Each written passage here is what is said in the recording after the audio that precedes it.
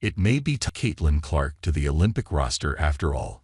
In announcing the United States women's basketball Olympic team, administrators cited the need to place the 12 best or most deserving on the roster. At the end of the day, the 12 that we selected will best represent us. Selection Committee Coordinator Jennifer Rizzotti said last month. Not among the dozen selected, of course, was WNBA rookie sensation Caitlin Clark. Whether she deserved to be considered among that group was a debate point, but leaving her off was hardly some egregious snub. Much of the pro-Clark argument was based on the fan attention and media coverage she would bring to the team in particular, and women's basketball in general. Many saw this as a missed opportunity, especially considering the US are overwhelming favorites to easily cruise to an 8th consecutive gold medal in Paris. Why not add a popular young star? USA Basketball went with the merit over marketing argument, and that was fine. I agreed with it. The job is to win gold, not sell jerseys. Or it should be. The country has enough places where perception overwhelms reality. Clark was named an alternate. Her time could wait. Yet a lot's happened in the 5 weeks since that announcement, not the least of which is that Clark has settled into the pro game and continues to prove herself as one of the best players in the world.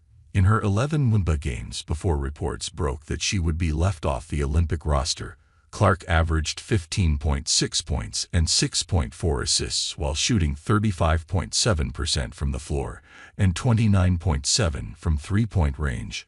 In the 13 games since, she is averaging 17.9 points, 9.1 assists while shooting 44.4 overall and 37.7 from behind the arc. On Friday, she recorded her 5th consecutive double-double by scoring 20 points and dishing 13 assists in Indiana's 95-86 over the Phoenix Mercury. Also notable, who wasn't on the court for Phoenix? Veteran point guard Diana Taurasi, who sat out her 3rd consecutive game with a leg injury and just happens to be on the roster of Team USA. Taurasi is a former WNBA 3-time champion and the league's all-time leading scorer. During her college career at Connecticut, she won 3 CA titles and was twice named Player of the Year. She's won 5 Olympic golds, starting back in 2004 in Athens. MNY, including no less than the late Kobe Bryant. Consider her the greatest women's basketball player of all time. She's also 42 years old. Whether she was a better player than Clark back in early June was a fair debate. That USA Basketball chose her, even if it was by giving the final edge to its veteran, proven icon rather than its new idol, then who was to argue? Except now Taurasi is injured, and Clark is elevating her game, changing the math on the best available 12 argument. Both Taurasi and Clark are point guards with a flair for scoring. If Taurasi can't play, then Clark is the natural replacement. Phoenix plays at the Connecticut Sun on Sunday and the Washington Mystics on Tuesday. All eyes will be on whether Taurasi returns, and, if so, in what form. After that, the WNBA breaks for All-Star Weekend and then shuts down for the Olympics. Essentially, there will be no more time for Taurasi to show herself in game action. Obviously, if Taurasi can't play, then she should be replaced on the roster. Just this week, the US men's team switched out an injured Kawhi Leonard for Boston Celtics guard Derek White. We gave it a valiant effort, Team U said. Unfortunately, we have to move forward. It happens. Injuries happen.